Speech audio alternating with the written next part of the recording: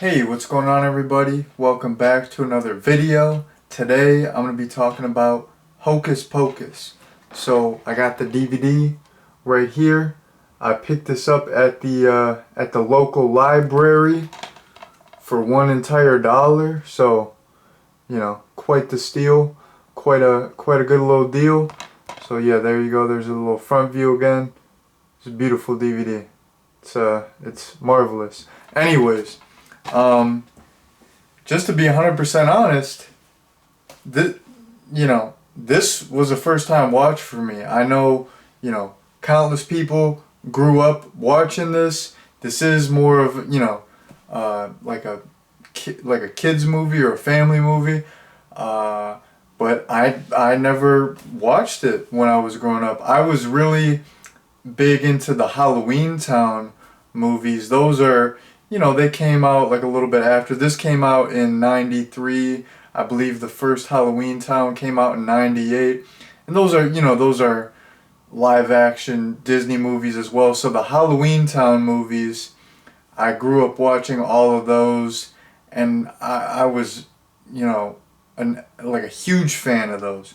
So, I for the most part, I'm a big Disney fan. I like a lot of Disney movies, and I did grow up, watching Disney movies, of course. But I just never watched this one as a kid, and watching it as an adult, like I still thought it was fantastic. So yeah, my overall opinion of the movie is I thought it was great. Like I had a great time with this. This was just, I don't know. It hit the spot. It just, like this movie. I can see why this is regarded as a classic by so many people, because it just really gets you in that fall mood. It's just a nice, wholesome, lighthearted, you know, like horror movie that you can watch in October, and it just, yeah, it gets you in the mood. It hits the spot. It's wholesome. It's got the spooky vibes going. This movie slaps. Hocus Pocus slaps. So, yeah, jumping into a plot summary. At the beginning of the movie, there's these three witches. They're sisters.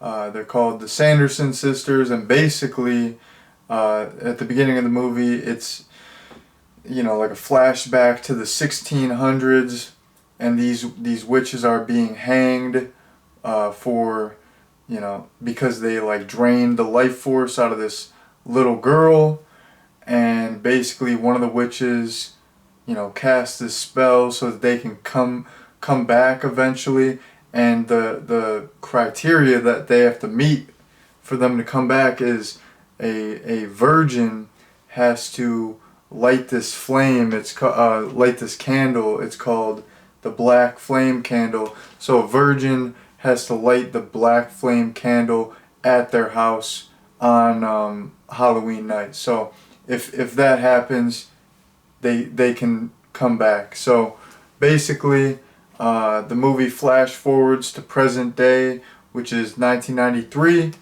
and we meet Max.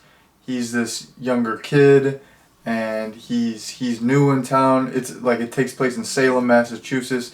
He's from Cali. He's not really fitting in, and he has to take his little sister Danny out trick-or-treating, and he's like reluctant to do that because he wants to be cool. He doesn't want to be seen with his little sister trick-or-treating.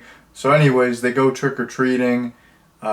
Initially his relationship with his sister isn't the best, and while they're trick-or-treating, they go to this one house, and it's the house of Max's love interest, Allison, and they all decide to go to the Sanderson sisters' house, which is now an abandoned museum. And Max is just joking around, but he lights the black flame candle, and he's a virgin. So the Sanderson sisters come back, And basically the Sanderson sisters are trying to like drain the life force out of at least one kid on Halloween night before the sun rises, or else they're gonna turn to dust. So that is the basic plot summary. Um, Jumping into some likes, I really don't have any dislikes. Like this, there was nothing that I really disliked about the movie. So just getting into some likes, I really liked a lot of the relationships in the movie. I liked the relationship between Max and Danny.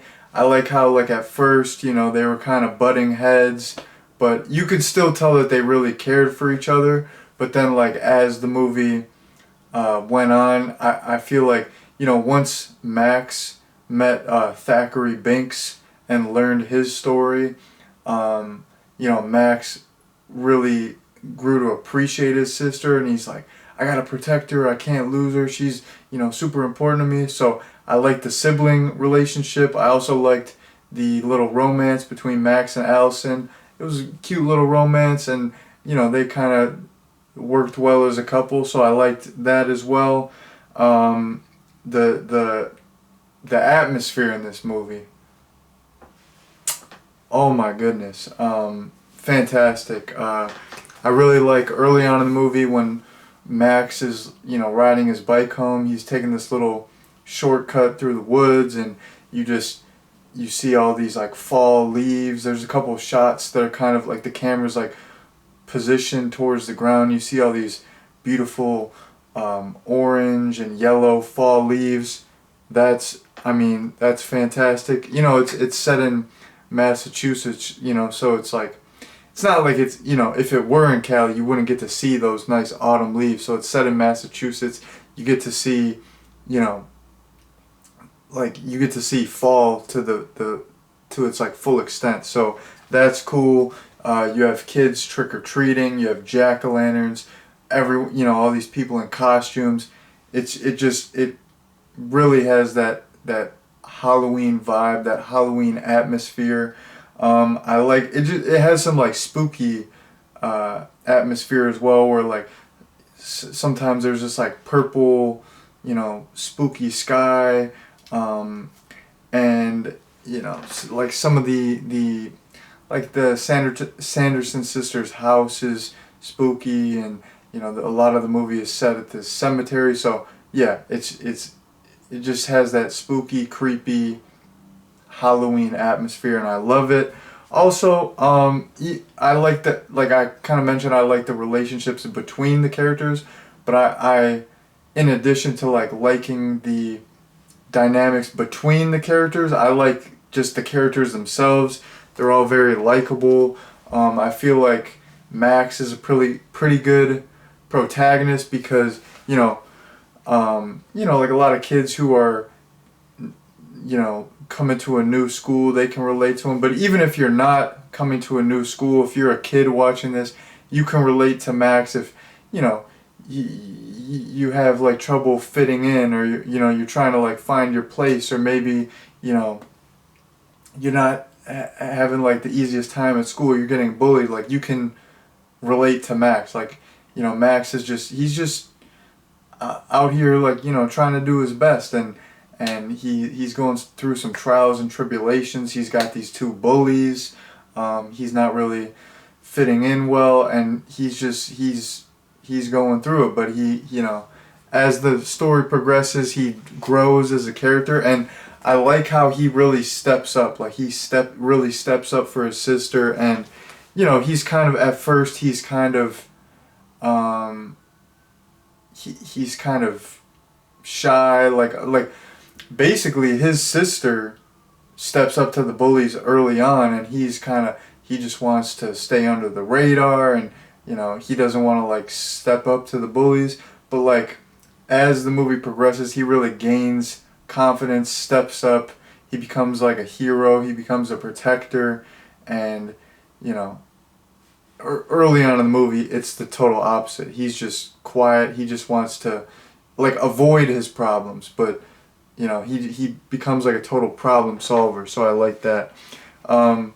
moving on, I thought the witches were fantastic. Their performances were top notch. They were like, you know, wacky. They were funny. I like all the fish out of water elements with them because they're from the 1600s, and then they're coming to like they're like transported to the 90s, and they're like, what, like they don't know what like a paved road is. They don't know what a bus is. They see kids in costumes, and the one witch, she can like smell kids, and she's smelling these kids, but then she's like, no, but it's like a bunch of monsters. Like, where are the kids? Like, and then there's this guy in a devil costume, and they think he's like actually the devil. So like they go in his house, and they're chatting him up, and they think his wife has all these things in her hair. They're not necessarily curlers, but she has all these things in her hair, and they think like she's Medusa. And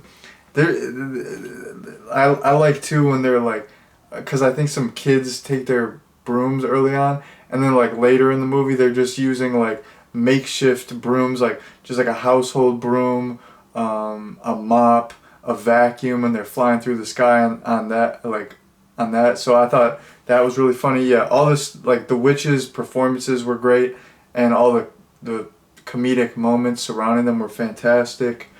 I liked some of the makeup effects and the props. Billy Butcherson, the zombie character with the stitched up mouth, he looked absolutely phenomenal. He was extremely creepy. The makeup on him was top notch. And then I liked the witch's spell book too. I think it was supposed to be made out of like human skin. It was all stitched together, and it had this like moving eyeball on it. It was all practical. That was fantastic. So yeah, the makeup and the props in this are top notch.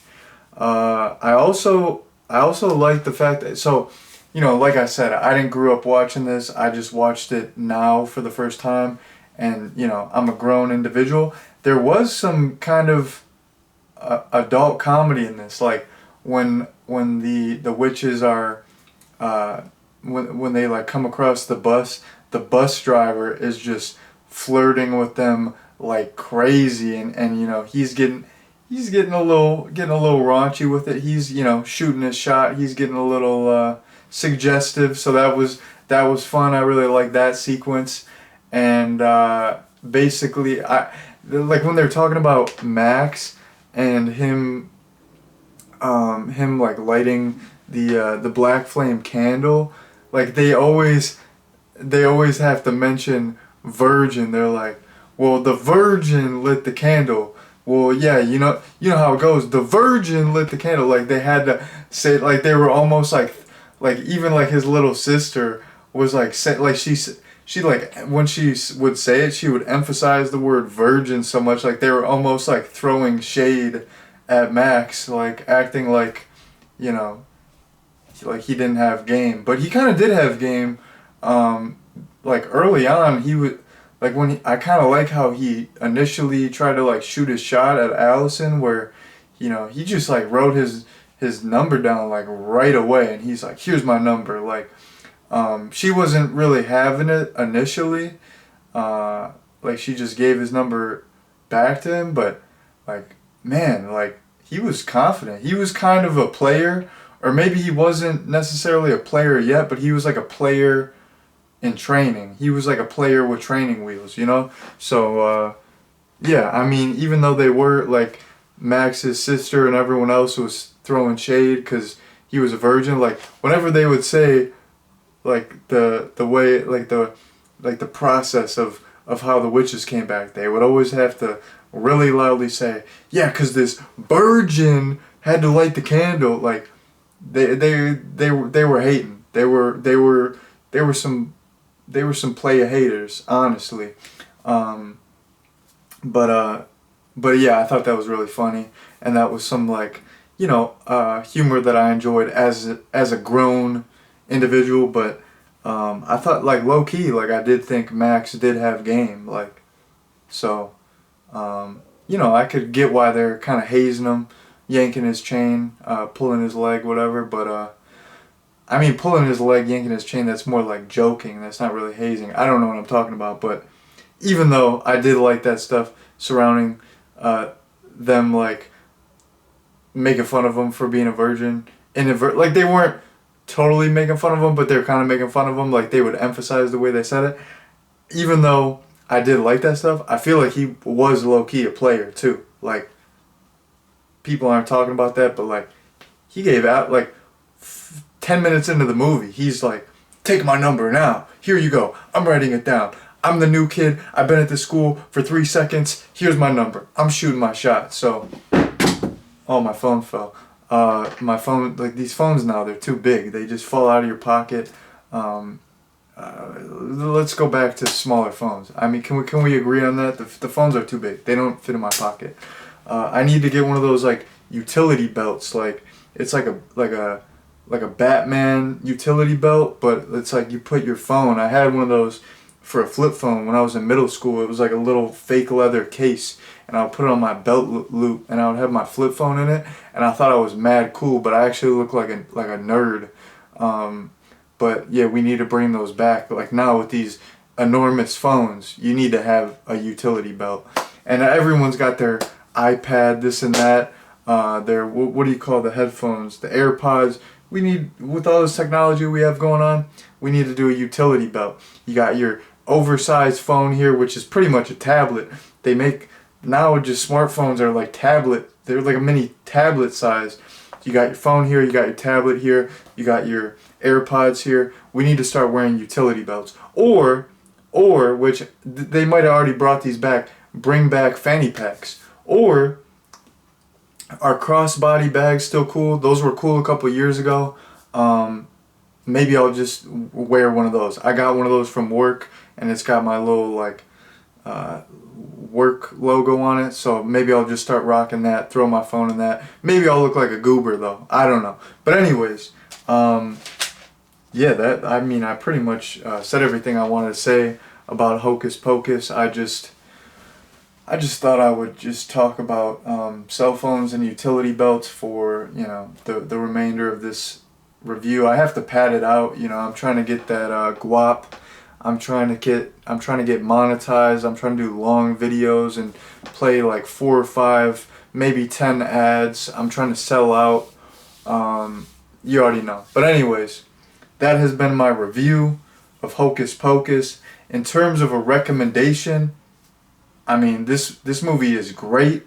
I just saw it, but I mean, I feel like this could be a yearly watch for me. I understand why it's regarded as a classic. I understand why it's a Halloween staple. So if you have not seen this, even if you're a grown person like me and you've never seen it before, I would say go out and check this out. This is a fantastic movie to watch in October. Fantastic movie to watch around Halloween.